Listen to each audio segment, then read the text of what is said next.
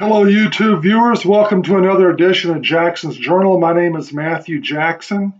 Today, I want to talk about the movie that was released. Today's date is, as the time I'm recording this video, is October 23rd, 2018. And a movie called Gosnell was released back on October 12th. And so basically, I had a chance to go to the theater and actually view it and see it for myself. And I just wanted to basically, in this video, give my feedback and impression, give a quick review of the movie Gosnell. Now, really, it was basically a docudrama, no more than that.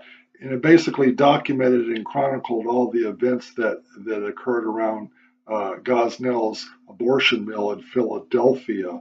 Now, for those of us who are watching news outlets like Fox News and conservative news outlets, we pretty much know or knew about everything that was going on with that whole situation in Philadelphia, because we were kept in the loop. Now, the liberal drive-by news media basically ignored the Gosnell story, or if they didn't ignore it, they underreported it. And so for those of us who are pro-life and have been following those news outlets that have actually covered this story, we pretty much already know about what went on there. This happened back in the the earlier part of the millennium, the first decade of the millennium, during the 2000s, and of course 2010, 2011, a little bit early part of the teens is when all this basically went on. So the movie didn't really cover anything that I really didn't already know or haven't heard. The movie just basically made a nice composite and put it all together in one package for the viewer who may have not known about the movie. So they can watch it and be educated on that whole Gosnell issue. Now, one thing I think one of the biggest values that the movie has is it really counters some of the arguments that the pro-abortion people have made concerning legalized abortion. There's two basic things, or really one. They argue, they'll say, well, abortion needs to be legal so it can be safe. They really tout the safe abortion concept. Well, of course, most pro-lifers, any pro-lifer worth his or her salt, obviously, when talking to a pro-abortion person, should be able to counter that very fast by saying, well, really, there's no such thing as a safe abortion. It's a contradiction in terms, because an abortion always ends in a fatality. So when a pro-abort says safe abortion, what they mean is it's safe for the mother, that she survives the abortion, even though the baby doesn't. But again, when they talk about pro-choice and right to choose and reproductive rights, the baby getting aborted doesn't figure into that choice. So yeah, this movie really attacks the safe abortion context, because there were women there who had died. He had killed two or three women, just a few women under his care. The most recent one was where she overdosed on Demerol, because that's what they used to sedate the mothers in order to have the abortions. Demerol, because it was cheap and quick and effective. But another argument the pro-aborts use a lot is, well, we want abortion legal so women won't have to go to and have back alley abortions. They use that back alley term, okay, like they did back in the old days before abortion was legal. Well, in this particular case, you couldn't get any more back alley going into Dr. God, well, I shouldn't call him a doctor, I should say abortionist, Gosnell's abortion mill, because the movie well documented the unsanitary conditions of the abortion mill. It's just deplorable. It's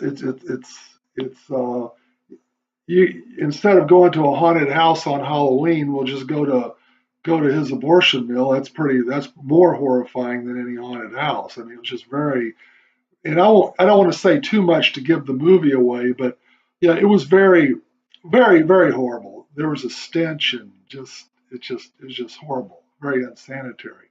So it blows those two notions away, the back alley line and the safe abortion line. And now in the state of Pennsylvania, the the legal limit to abort a unborn child is 24 weeks. After the unborn child has passed 24 weeks, then that child is now protected under law. And that's really where Dr. Gosnell got his conviction. There were 3 or 4 babies in particular that were born very late term, like in the 9th month, that that survived. They were born alive, and then he killed the babies by snipping the back of their spine with a pair of scissors. So yeah, he just outright brutally killed them, and that's what he was. That's why that bastard is serving a life sentence now in prison because of him killing the babies past that 24-week period. So anyway, the movie is good. Most, if you're pro-life, it's going to only further your resolve as to why you're against abortion. I doubt that the hardcore pro-abortion people are going to watch it. They're probably going to avoid it, I would imagine. Those people who are on the fence, maybe the younger people who haven't really thought through the abortion issue, it may be good for them to watch because it would definitely tip them over to the pro-life side. I don't think it would change a pro-abortion person's mind. Ironically, though, that's who really needs to see the movie are the pro-aborts. I challenge any pro-abort person who calls himself pro-choice, whatever that's supposed to mean, to go see that movie and then see if they're still pro-choice. So, yeah, it was a good movie. The only there was one actor there that really had name recognition and some degree of star power. His name was Dean Cain. Dean Cain played Superman in the 90s in that TV series called Lois and Clark. I don't know if you remember that, but and he's done a lot of other movies since then. All the other actors, I did not recognize their name or how if they've done. They could have been famous. I just didn't recognize them. But it was well acted out, good drama, well produced, well directed, very good docudrama. So I recommend that it be seen. I recommend that you promote it. It's a tool that you could use if you're pro-life and you're arguing with the pro-abort over the abortion issue. If they ever use the phrase safe abortion, or if they ever use the phrase, we don't want back alley abortions, well, you can say, well, have you seen the movie Gosnell? And interesting in the movie, I don't want to give too much detail and give it away, but there's this one part in the movie where the health inspector was told not to do routine inspections on that abortion mill in fear that they would be infringing upon a woman's reproductive rights or their rights to choose, because abortion was such a hot political issue.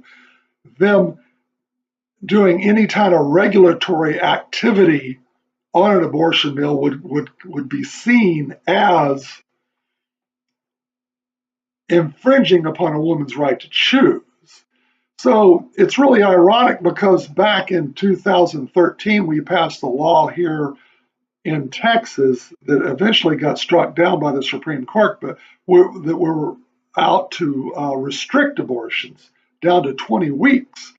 So on the one hand, the pro-aborts will argue, well, abortions need to be safe.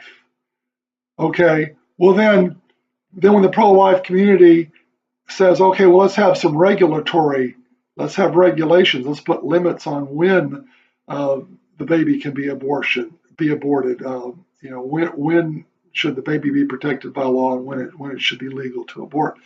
If you put any efforts to regulate, the same people who say safe abortions are the same people who say, no, we don't want any regulations. Well, this movie really depicts the outcome of that thought. Because really, the reason things got out of hand, not that things were in hand before. I mean, I think if you kill a baby in the first trimester, I think that's just as horrific and just as bad as killing a baby in the third trimester. So I want to make it very clear that I advocate protecting all unborn children from conception to birth. I don't think that the kids in the first and second trimester should be getting the sharper knives just because they're smaller. But they resist most efforts, the sonogram law, where a mother's required to see their child on sonograms. All these regulatory efforts, the pro-abortion lobby resists. Well, the movie really depicts the outcome and the consequence of their resistance to regulation. What happens when you don't regulate? And again, I take more of the abolitionist point of view. I think we should eliminate all abortions, period. But anyway, I encourage you to watch the movie. It was a good movie. And get a CD and show your friends and spread the word. It's a good pro-life tool, educational tool. Throughout the movie, the characters in the movie would say, this really isn't about abortion. But the more they kept saying it's not about abortion, the more I was convinced, yeah, it's about abortion. It's like somebody saying, well, it's not about the money. Well, if you say it's not about the money enough times, you start to understand, yeah, it's about the money. And abortion is about the money. So anyway, that's all my time here that I wanted to talk about. So please go see the movie, and especially show it to those friends who maybe are not hardcore pro-aborts, who are maybe on the fence on the abortion issue, that this could help move them to the pro-life side. While you're on my channel, please feel free to check out some of my other videos that I have posted, and also feel free to subscribe to my channel. I'd love to have you as a regular viewer. I also have another channel called CCM Drummer. If you're interested in CCM music, drum covers and that sort of thing, feel free to check that movie out as well. Thank you for watching. God bless.